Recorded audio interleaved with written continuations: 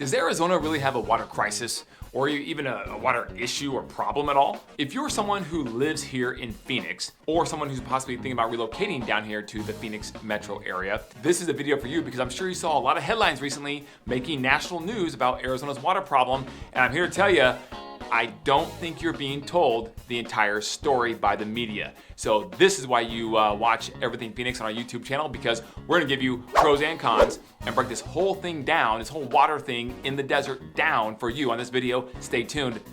Let's go. We're gonna jump into this topic here in just a minute, but if you don't mind, first go ahead and subscribe on our channel, like us, and get us out to more people that would love to hear what we have to say about Everything Phoenix. Put out videos 2 times every week for your enjoyment, but if you could, please like us, ring that notification bell. Okay, we're gonna jump right in, guys. A couple headlines that you may have seen the past week or two. The first one I pull up, Arizona sets limits on construction around Phoenix as groundwater dwindles. Ooh, that sounds pretty scary, right? The next one, Arizona grapples with dry future. Okay, I had several clients actually reach out to me, no joke, in the past week, and they said, you know what, we're probably gonna put our move on hold now coming down to Phoenix because you guys seriously have some water issues, and it's so sad to see because Arizona in Phoenix is just so beautiful. So sorry, we're gonna stay put, or we're gonna go elsewhere for that relocation or that second home. And so I had to have several phone calls about this to tell them the other side of the story, because all the media wants to sell to you is the clickbait. They want to sell to you one side of the story that is going to make money for their advertisers. Why? Because it's going to be something you will want to read. And then they fearmong, and then you get really nervous, and maybe you don't go really deep in the research. So that's why you have me here. I'm gonna go deep on this and give you the good and the bad, the ugly of Arizona's water future, guys. And let me just start off by telling you that right now, the headline says that an estimated 4% of groundwater is the shortage over the next 100 years. An estimated 4% of the groundwater supply only is potentially on the docket to be short over the next 100 years, a century, 100 years. And then what I love about this is the president of the Greater Phoenix Economic Council, Chris Camacho, who actually is a friend of mine. I'm gonna have him on this YouTube channel on our live here in the next couple of months. But he's in charge of making sure of courting companies and telling them why it's a good business environment to come down to Phoenix to have your business be here. In fact, right now, Phoenix on the docket has 236 companies to be exact that have filed applications and are seriously considering to move some part of their company and or maybe their headquarters to the Greater Phoenix metro area. Those companies would not be doing this if they didn't feel secure about the water and the future of water for Phoenix, Arizona. And when Chris was interviewed about this just the other day, I love what he said. He said, headlines have consequences. And he's pretty perturbed about the way the media, multiple different outlets, the national media has portrayed Arizona's water issue. Guys, what we're talking about is a potential 4% shortage of groundwater supply only. Not even to mention surface water supply, lakes, rivers, etc. Okay, so we're gonna dive into this. We're gonna give you everything that you need to know about Arizona water. First and foremost, let me just tell you that right now, Arizona is currently using the same consumption of water that they were as a state back in 1960. Why? Well, because 75% of all water in Arizona is used for agriculture, right? Only about 22% is used for consumption of human beings, right? And their household activities of showering and things of that nature at their properties, their houses. So that leaves a few extra percentage points in there for miscellaneous, but that is a large consumption of the water supply, and that's even still today. Several decades ago, when people were just worried about, a century ago, worried about just surviving in the desert, they just plopped down farmland and just got water however they could to grow crops, to survive, and maybe make a small living. But that has obviously changed over the past several decades and past century here in Arizona. So now, the smarter thing to do is to now not put farmland ideally in places that are very arid in the middle of nowhere that do not have ample supply of groundwater in their aquifer stored beneath them. So it's being smarter about the farmland and the agricultural than we have done or been so over the past several decades. That's number one.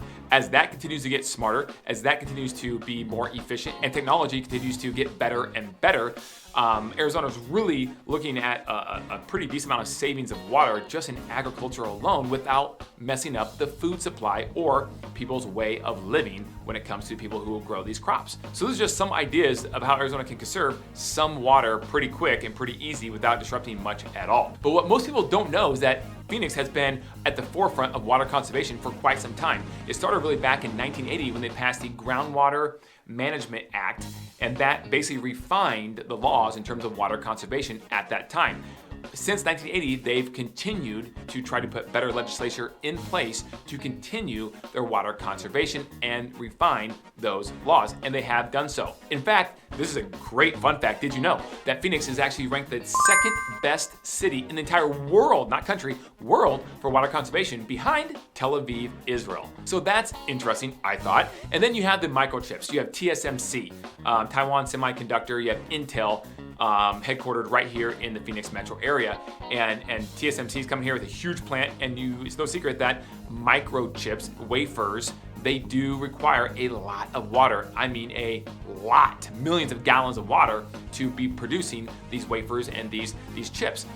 So people are like, oh, that can't be good, it's wasteful. Well, hold on, did you know that 85% at a minimum of all water used at these semiconductor plants is reclaimed, recycled water. So they don't use as much new water out of the ground supply or the surface supply that one would think. So they are at the forefront of the technology when it comes to water conservation that they're then sharing with other municipalities on how they can potentially water conserve as well. All right, now let's talk about the difference between surface water and groundwater. We won't spend too much time because that's pretty obvious, right? Groundwater is beneath the ground.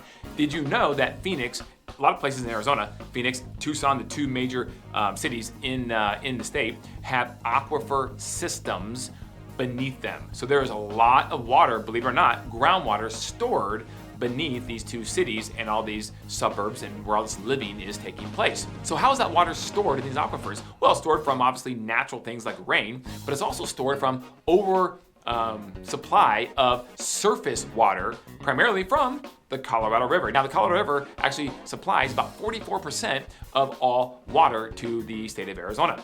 That's actually less than I thought it would be, but it's still a good amount. The Phoenix area and these different municipalities are entitled to a certain amount of acre feet of water in gallons, etc., however you want to measure it, every single year. Right now, and for quite some time, Phoenix has had a surplus of that surface supply water and have not needed to use what they're entitled to, or obviously any more than that. And what Phoenix is actually entitled to is 50,000 acre feet each year from the Colorado River alone. So what Phoenix is now considering doing is actually foregoing a lot of that acre feet of extra water that they're not using as a city, and they're using it to store in the aquifers and groundwater to build up that supply more and more and more. And instead, take a $20 million payout from the federal government to not use that water and then let it be used for other things, other places. So that's interesting how they're looking at this type of water.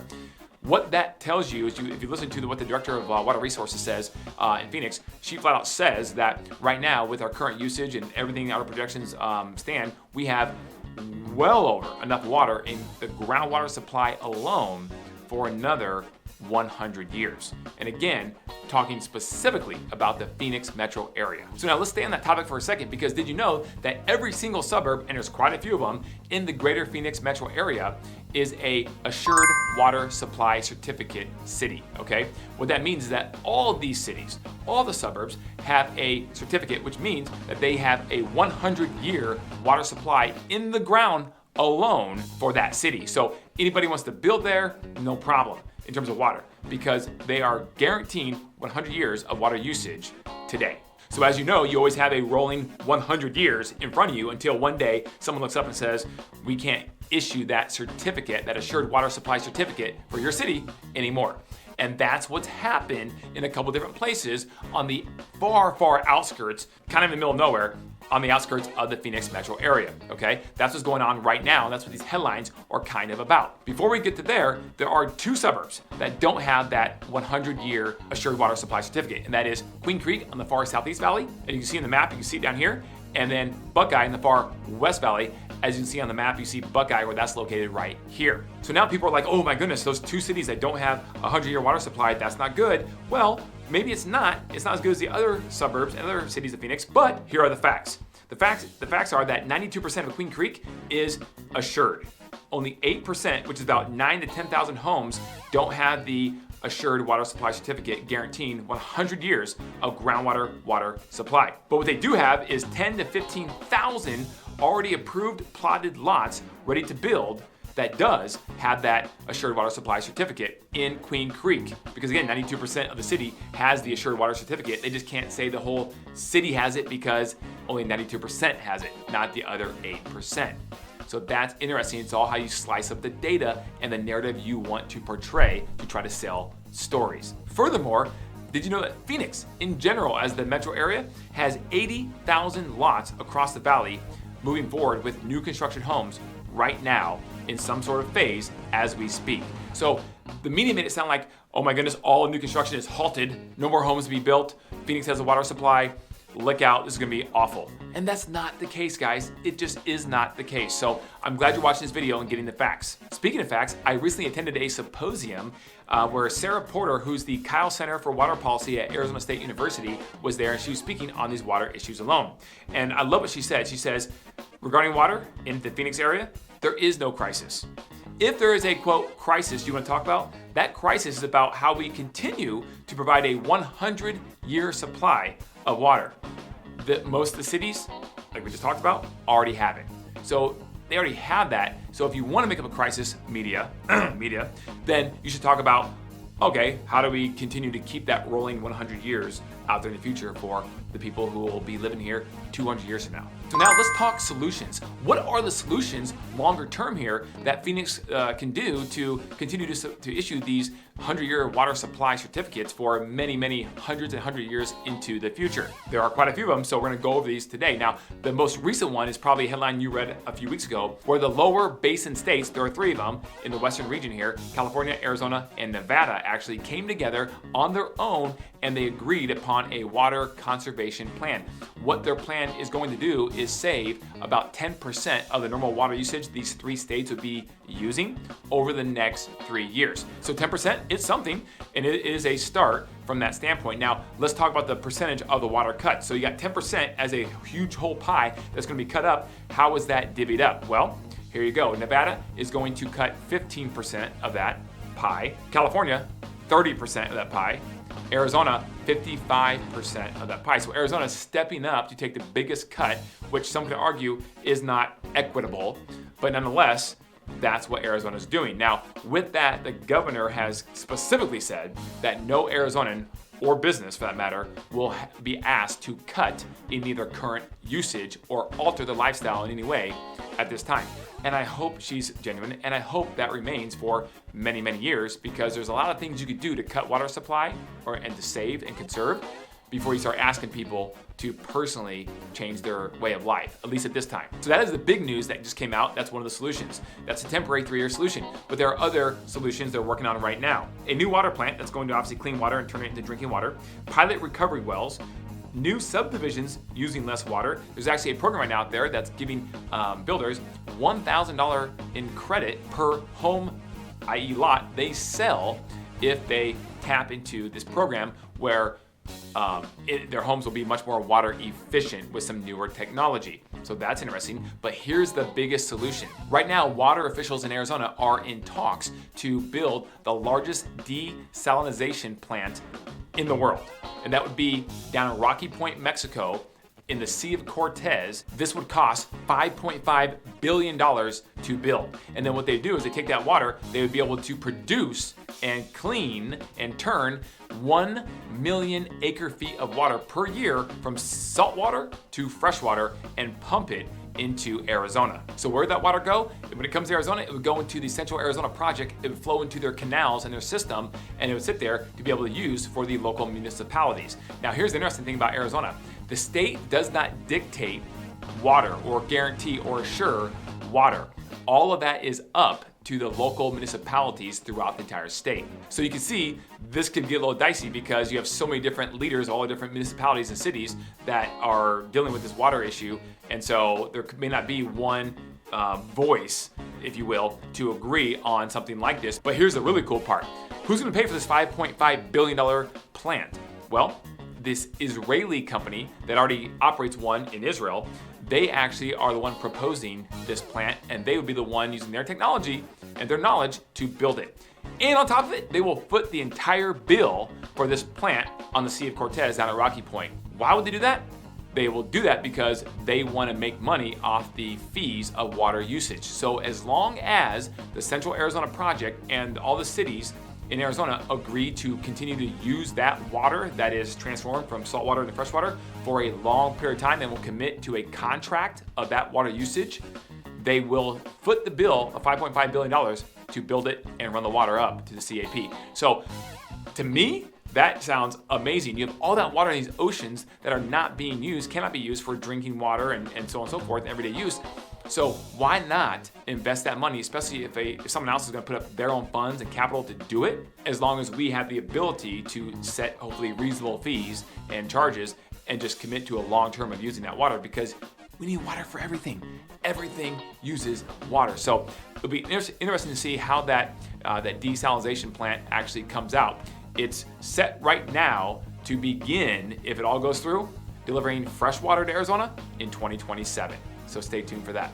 All right, guys, so I hope you really enjoyed all this boring data, but truth, facts over fiction, the truth of the matter when it comes to the water situation in Arizona. We have a 100-year supply of water for almost the entire Phoenix metro area, and that's not going away anytime soon, and that's just groundwater. That is not even taking effect all of the other surface water that is delivered from the Verde River, the Colorado River, and other sources into the Phoenix area as well. So I think it's safe to say that at least for the next century, Phoenix is in great hands when it comes to having ample water supplies for all the development and the population growth it will experience. So guys, if you disagree, comment below, let me know. Or if you agree, comment below. I'd love to hear your thoughts, your opinions. Some people have a lot of thoughts on this, especially when it comes to why is Arizona cutting more of its usage than California and Nevada and other states. So let us know, comment below. Let's get the conversation going. And if you could, give me a call. I would love to talk to you whenever you get a spare moment and help you out through this whole process, navigating